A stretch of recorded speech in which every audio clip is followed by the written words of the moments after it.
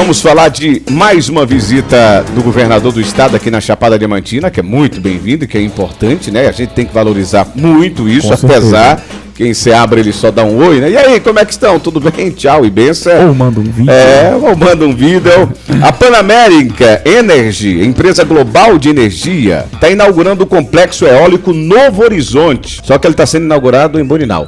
Acho que é porque a maioria da empresa, acho que o escritório... Está sendo vinculado e se abre. O empreendimento é o primeiro da empresa no país, é um empreendimento importante, né? A gente já percebe pela a quantidade, né, de personalidades, principalmente da política e até da empresa que estão ali no evento. O evento tem a presença confirmada do CEO, né, da Pan-Americanos, o Marcos, claro que eu não vou arriscar em falar o sobrenome, que ele é diretor-geral da Companhia Brasil. Tem também a presença do ministro de Minas e Energia, olha a importância do evento, hein? Alexandre Silveira, e do governador da Bahia, Jerônimo Rodrigues. O complexo eólico Novo Horizonte possui investimento de 3 bilhões e geração de mais de 3.200 vagas de emprego. São 94 aerogeradores distribuídos em 10 parques no município de Boninal, Novo Horizonte, Ibitiara, Brotas de Macaúbas, Piatã e Oliveira dos Brejinhos. Então aí você está vendo ali aquele ventilador, né, que é o aerogerador, 94 espalhado aí por essas cidades, tá? Além de Boninal e Novo Horizonte, Ibitiara, Brotas de Macaúbas, Piatã, Oliveira dos Brejinhos. A capacidade instalada para a geração de energia é de cerca de 423 megawatts. Nerisvaldo, fale um português claro. Quantas cidades, né? Quantas pessoas seriam atendidas por 423 megawatts? Cerca de 1 milhão de residência brasileira vai ser atendida por esse complexo aqui na região. Começo com o professor, depois vou para a Débora. Bolt, fica à vontade também. Trazer a importância desse empreendimento. E também, né, professor, tem um outro lado, o lado positivo, o lado negativo, a gente aqui traz tudo, pois não? Correto, Nerisvaldo. Do ponto de vista positivo, é muito importante para a economia da nossa região, para o desenvolvimento econômico aqui do território da Chapada Diamantina.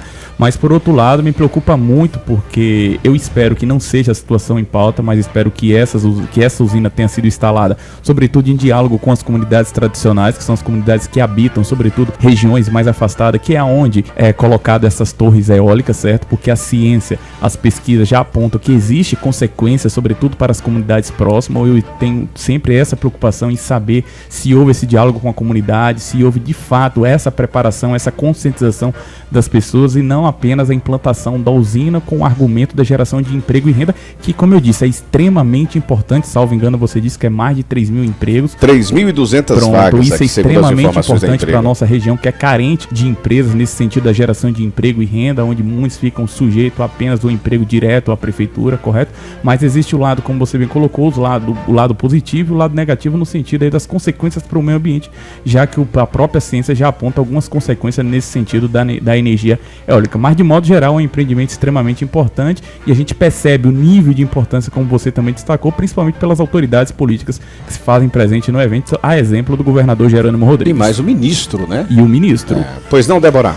Não, é isso, é muito importante para o desenvolvimento não só dessas cidades onde terão, né, esses parques, até mesmo essas que ficam mais próximas, exemplo de Ceabra aqui, que muitos profissionais que são de fora, né, que vêm para poder trabalhar. E a gente percebe o movimento, não sei, Bolt pela manhã, o Débora, ou até próprio professor, o movimento a partir das 5h30 da manhã, né, da quantidade de trabalhadores dessas regiões, certeza, né? Por mais que atendem ali Boninal, Novo Horizonte, Ibitiara, mas é muita gente em Ceabra, né?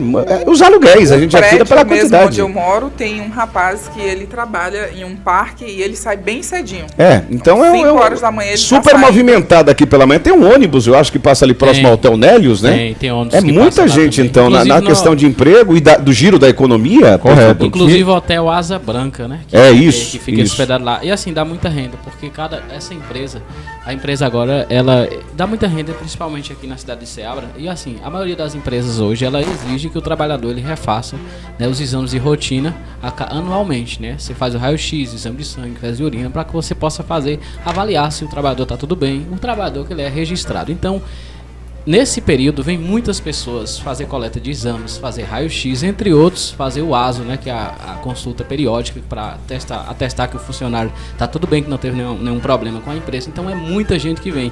E eu digo, em relação à clínica, às vezes a gente recebe 60 pessoas para exames em um dia, só de uma empresa. Só de uma empresa, né? E são trabalhadores de vários lugares, Pernambuco, Recife, mas que estão hospedados, uns em Ceabra, outros em Boninal, Ibitiara. Então, assim, circula bastante aqui na região. Além das clínicas, tem os aluguéis e os restaurantes e bares, né? Porque as pessoas vêm, aí final de semana sai com os amigos. É um giro geral, né? Aquece. Até a Débora no açaí é aquecida nisso também. Aí. Todo mundo é aquecido. O que me preocupa é do ponto de vista da especulação, sobretudo no que diz respeito à questão do aluguel, porque sabemos que se aumenta a demanda, a especulação no sentido do preço também pode aumentar e fugir do padrão que corresponde à cidade, a questão do aluguel, porque aquelas pessoas que não estão ligadas necessariamente a nenhum tipo de empresa, a esse desenvolvimento econômico, muitas vezes termina pagando o pato no sentido de pagar um aluguel mais caro, porque o preço termina subindo por conta dessa procura, por conta dessa demanda. É importante, mas tem esse ponto que eu avalio como um ponto negativo, porque existe uma especulação, sobretudo não só no aluguel, mas em vários segmentos, até porque não existe uma regulação exata de preços, ou fica a critério de cada estabelecimento colocar o seu preço diante da demanda do mercado que está aquecido por conta aí da empresa, os funcionários. E falando em aluguel, eu fui almoçar na semana passada, a gente tem uma seguidora nossa que acompanha o Jornal do Meio-Dia, e ela estava reclamando isso, né, Elisvaldo? Os aluguéis aqui começaram a disparar. E é resultado disso, tá? É o resultado disso. Então é importante ter muita atenção, apesar que a gente até fica sem entender, né? A quem reclamar? A gente até a gente já comentou sobre isso aqui no Jornal do Meio-Dia. A quem reclamar? Né? Os preços dos aluguéis estão subindo. A quem reclamar? Quem regula e quem organiza? Não existe isso, necessariamente, né, um marco regulatório nesse sentido, mas eu acredito que deve existir algum órgão responsável para fazer essa fiscalização. Posso até estar fazendo uma pesquisa para a gente ter uma noção exatamente de como proceder diante de situações como essa, quando o inquilino se sentir ali esturpado no sentido do valor muito elevado do seu aluguel. E outra coisa também que é importante, né, para as famílias, a partir desse momento, a gente tem, isso é o desenvolvimento, tá, gente? É o preço. É o preço do desenvolvimento. Então é ter muita atenção, porque a violência aumenta, o Bolt foi bem claro, vem gente de tudo quanto é lugar. Com certeza. Né? E às vezes você tem gente que você nunca viu na vida, você não sabe qual é o passado, né? O que é que tem feito, então é tudo quanto é gente. Então é o preço do desenvolvimento. E acerca dos aluguéis, é algo a se pensar, porque assim, essas empresas, elas geralmente têm um período, né? Que vem esses profissionais que são quem aluga as casas, né? Porque quando é mão de obra local, exemplo, Boninal, o trabalhador ele vai, presta o serviço e retorna para sua residência. Geralmente não. Quem aluga essas casas são pessoas que vêm de fora. Então ele faz esse serviço, mas depois ele vai embora. E eles pagam um preço de aluguel maior do que o morador da cidade, porque às vezes junta-se 2, 3, 4 e ali não, vamos pagar. Eu já trouxe a história do pessoal. Divide a casa necessariamente. Divide a casa, e aí é onde o professor fala, especulação, o negócio começa a aumentar.